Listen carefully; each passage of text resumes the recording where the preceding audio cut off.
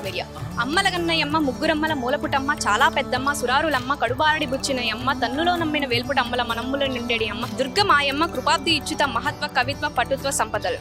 ఈ రోజు మనం ఇంద్రకీలాద్రిపై వేంచేసి ఉన్న శ్రీ దుర్గా మల్లేశ్వర స్వామి వారి దేవస్థానం నందు ఉన్నాం. అమ్మవారి విశిష్టత చాలా చెప్పదగినది. కోరిన కోరికలు తీర్చే కల్పవల్లి. ఇక్కడ స్థల పురాణం ఏంటి, విశిష్టతలేంటి, ఆంధ్రప్రదేశ్ నుంచే కాకుండా అనేక రాష్ట్రాల నుంచి కూడా భక్తులు తరలి వస్తున్నారు. ఇక్కడి భక్తులతో మాట్లాడి అసలు ఆలయ విశిష్టతలేంటి అనేది తెలుసుకుందాం. ఆంధ్రప్రదేశ్ రాష్ట్రంలో బెజవాడ ఇంద్రకీలాద్రిపై కొలువై ఉంది శ్రీ దుర్గా మల్లేశ్వర స్వామి వార్ల దేవస్థానం. అఖిలాండకోటి బ్రహ్మాండ నాయకి, అమ్మలగన్న అమ్మ, ముగ్గురమ్మల మూలపుటమ్మ. ఇక్కడ శ్రీచక్ర ఆస్థాన దేవత దుర్గమ్మగా వెలిసింది. కోరిన వారికి వరాలిచ్చే కొంగు బంగారంగా బెజవాడ కనకదుర్గగా వాసికెక్కింది. ఈ దుర్గగుడి క్షేత్రపాలకుడు ఆంజనేయ స్వామి. అందుకే ఇక్కడికి వచ్చే భక్తులు ముందుగా ఆంజనేయ స్వామిని దర్శించుకున్న తర్వాత అమ్మవారిని దర్శించుకుంటారు. కనకదుర్గ గుడి ఒక ప్రసిద్ధమైన దేవస్థానం. ఇది విజయవాడ నగరంలో కృష్ణానది ఒడ్డున ఇంద్రకీలాద్రి పర్వతం మీద ఉంది. ఇది ఆంధ్రప్రదేశ్ రాష్ట్రంలోనే రెండో పెద్ద దేవాలయం. హిందూ పురాణాలలో అమ్మవారి గురించి ప్రస్తావన ఉంది. ఆలయంలో అమ్మవారి విగ్రహం సుమారు 4 అడుగుల ఎత్తు ఉంటుంది. మిరిమిట్లు గొలిపే ఆభరణాలు పూలతో అలంకరించబడి ఉంటుంది. మూర్తికి 8 చేతులున్నాయి. ఒక్కో చేతిలో ఒక్కో ఆయుధం ఉంటుంది. త్రిశూలంతో మహిషాసుని గుండెలో పొడుస్తున్న భంగిలో ఉంటారు. కృతయుగానికి పూర్వం కీలుడు అనే యక్షుడు అమ్మవారిని గురించి తపస్సు చేసి ప్రత్యక్షం చేసుకుని ఆమెను తన హృదయ స్థానంలో నిలిచి ఉండమని కోరాడు. అమ్మవారు కీలుని పర్వతంగా నిలబడమని, కృతయుగంలో రాక్షస సంహారం చేసిన తరువాత తాను ఆ పర్వతం మీద నిలిచి ఉంటానని మాటిచ్చింది. కీలుడు కీలాద్రిగా మారి అమ్మవారి కొరకు ఎదురు చూస్తూ ఉన్నాడు. అమ్మవారిని సేవించుకోవడానికి ఇంద్రాది దేవతలు ఇక్కడకు తరచూ రావడం వలన కీలాద్రి ఇంద్రకీలాద్రిగా మారింది. ఇక్కడ వెలిసిన మహిషాసురమర్దిని ఆమె కనకవర్ణంతో వెలుగుతున్న కారణంగా కనకదుర్గ అయ్యింది. ఇక్కడ అర్జునుడు శివుడి కొరకు తపస్సు చేసి శివుడి నుండి పాశుపతాస్త్రాన్ని పొందాడు. కనుక ఈ ప్రాంతం విజయవాడ అయింది. శ్రీ దుర్గా మల్లేశ్వర స్వామి వారి దేవస్థానం కృష్ణానది ఒడ్డునే ఉన్న ఇంద్రకీలాద్రి పర్వతం పైన ఉంది. ఇక్కడ దుర్గాదేవి స్వయంభూగా వెలిసిందని క్షేత్ర పురాణంలో చెప్పబడింది. ఆదిశంకరాచార్యుల వారు తమ పర్యటనలలో ఈ అమ్మవారిని దర్శించి ఇక్కడ శ్రీచక్ర ప్రతిష్ఠ చేశారని ప్రతీతి. ప్రతి సంవత్సరం కొన్ని లక్షల మంది ఈ దేవాలయానికి వచ్చి దర్శనం చేసుకుంటారు. ఈ ఆలయానికి హిందూ పురాణాల్లో ప్రత్యేకమైన స్థానం ఉంది. శివలీలలు, శక్తి మహిమలు మొదలైనవి ఆలయంలోని ఆవరణలో అక్కడక్కడా గమనించవచ్చు. ఈ దుర్గాదేవి అమ్మవారికి ప్రతి సంవత్సరం దసరా మహోత్సవాలు జరుగుతాయి. ఈ దసరా మహోత్సవాల్లో ప్రతిరోజు ఒక్కొక్క అవతారంతో అమ్మవారు దర్శనమిస్తారు. ఈ 9 రోజులు 9 అవతారాలతో దర్శనమిస్తారు. మొదటి రోజు స్వర్ణ కవచాలంకార దుర్గాదేవి, రెండవ రోజు బాల త్రిపురా సుందరీదేవి, మూడవ రోజు గాయత్రీదేవి, 4వ రోజు అన్నపూర్ణాదేవి, 5వ రోజు లలితా త్రిపుర సుందరీదేవి, 6వ రోజు సరస్వతీదేవి, 7వ రోజు దుర్గాదేవి, 8వ రోజు మహాలక్ష్మీదేవి, 9వ రోజు మహిషాసురమర్దిని, 10వ రోజు రాజరాజేశ్వరి దేవిగా అలంకరిస్తారు. 5వ రోజున జరిగే సరస్వతి అమ్మవారి అలంకరణ ప్రత్యేకమైంది. అమ్మవారి జన్మ నక్షత్రంగా అనగా మూల నక్షత్రంగా భావిస్తారు. ఆ రోజు లక్షలాది మంది భక్తులు, విద్యార్థులు తరలి వస్తారు. ఈ దేవాలయంలో వినాయక స్వామి, ఈశ్వరుడు, శ్రీరాముల వారు కొలువు తీరి ఉన్నారు. ఈ దేవాలయాన్ని దర్శించుటకు అనేక మంది భక్తులు అనేక ప్రదేశాల నుండి వస్తారు. ఇక్కడ అయితే చాలా మంది భక్తులు విచ్చేసి ఉన్నారు. వాళ్ళని అడిగి ఈ గుడి యొక్క ప్రతిష్టతలు ఏంటి, అసలు విశిష్టతలు ఏంటి, ఈ స్థల పురాణం ఏంటి, ఎందుకు వచ్చారు, ఎక్కడి నుంచి వచ్చారు అనే విశేషాలు తెలుసుకునే ప్రయత్నం చేద్దాం. నాతో రండి. నమస్తే అండి. నమస్తే. ఏ ఊరు నుంచి వచ్చారు? తెనాల నుంచి. ప్రీతి నా పేరు. ఓకే. మీడియా మూర్తులకి నమస్తే. అలాగే అమ్మవారి గురి అక్కడ అంత దూరం నుంచి వచ్చారు కదా, అసలు ఈ గుడి యొక్క విశిష్టతలు ఏంటి? కోరిన కోరికలు తీర్చే కల్పవల్లి అంటారు కదా, నిజంగానే కోరిన కోరికలు నెరవేరుతాయా? ఖచ్చితంగా అమ్మవారు కోరిన కోరికలు తీర్చే కల్పవల్లి. కోరిన వారికి కొంగు బంగారం అయ్యి అమ్మవారు విజయవాడలో వెలిసింది. చాలా మహిమగల అమ్మవారు.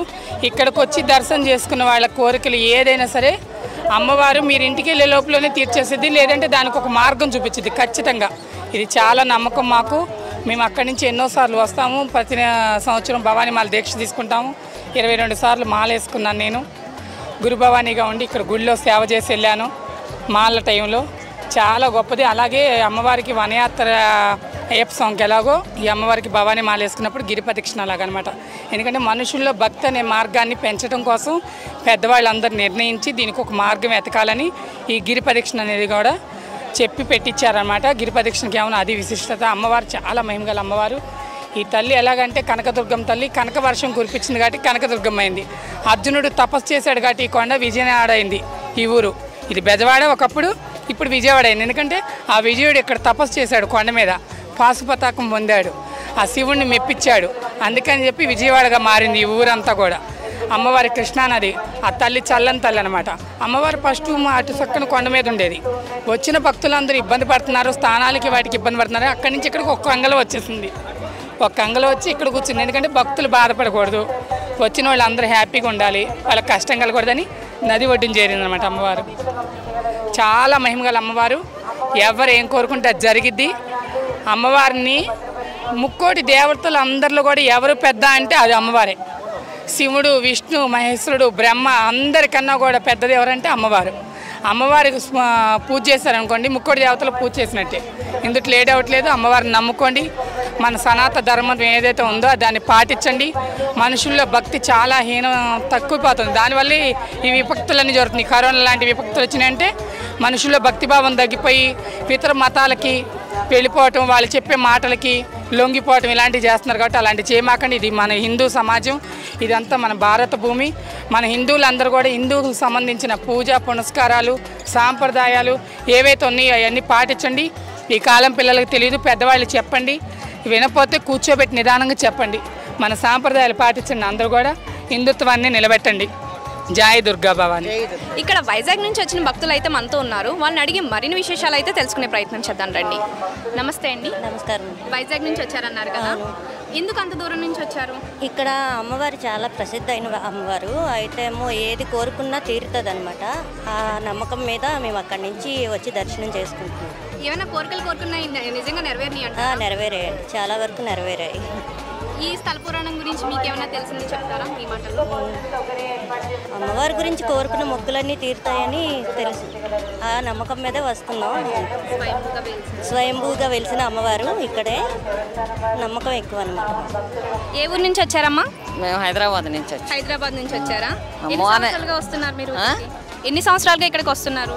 మేము లెక్క పెట్టలేదు. ఆ తల్లి ఎన్నిసార్లు రమ్మంటే అన్నిసార్లు వస్తున్నాం, అంతే అంతే. అమ్మవారి విశిష్టత మాకు ఏమైనా తెలియజేస్తారా? మాకు కొన్ని మహత్యాలు అవి జరిగాయి. అమ్మవారు ఆవిడ కటాక్షం ఉంటుందంటారా ఇక్కడ దర్శించుకున్న వాళ్ళకి? చాలా మహిమ. ఆవిడ అప్పట్లోనే సినిమాకి వెళ్ళిందన్నారు రిక్షాలో. ఆవిడ అర్ధరాత్రి అది బాగా. అమ్మవారు సినిమాకి వెళ్ళారా అన్నారా? అమ్మవారు ఇంద్రకీలాద్రి అమ్మవారు వెళ్ళిందిట అర్ధరాత్రి.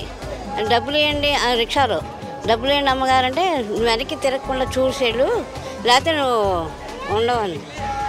ఎందుకో ఏంటి ఈవిడ ఇలా అంటుందని చెప్పి వెనక్కి తిరిగి పాపం పడిపోయాడు. భయం వేసి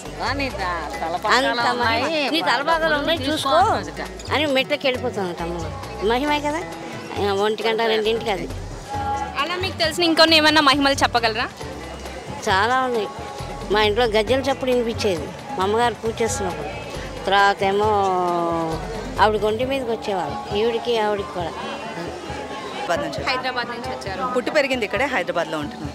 అమ్మవారి దర్శనం బాగా జరిగిందండి? అన్ని ఏర్పాట్లు బాగానే ఉన్నాయి, సౌకర్యాలు చాలా బాగుంది. అంత దూరం నుంచి వచ్చారు కదా, మరి కోరిన కోరికలు నెరవేర్చే కల్పవల్లి అని అంటారు కదా, నెరవేరినాయి ఆ కోరికలు? అవునండి, ప్రతి సంవత్సరం వెళ్తూ ఉంటాం మేము ఇక్కడికి వచ్చి. సో అలానే దర్శనం చేసుకోవడానికి వచ్చాము. ఇక్కడ అయితే తెలంగాణ నుంచి కూడా వచ్చిన భక్తులు ఉన్నారు. వారి మాటలు ఒకసారి తెలుసుకుందాం. నమస్తే అండి. నమస్తే. తెలంగాణ మాది జగిత్యాల డిస్ట్రిక్ట్ అండి. మేము 15 మంది దూరం నుంచి వచ్చారు కదా, ఇదే ఫస్ట్ టైం రావడం? ఇంతకు ముందు ఇక్కడికి సేవకైతే ఇదే మొదలు ఫస్ట్ టైం అమ్మవారి సేవకు వచ్చారు. అవునండి. అమ్మవారి గురించి మాకు చెప్పండి మీ మాటలు.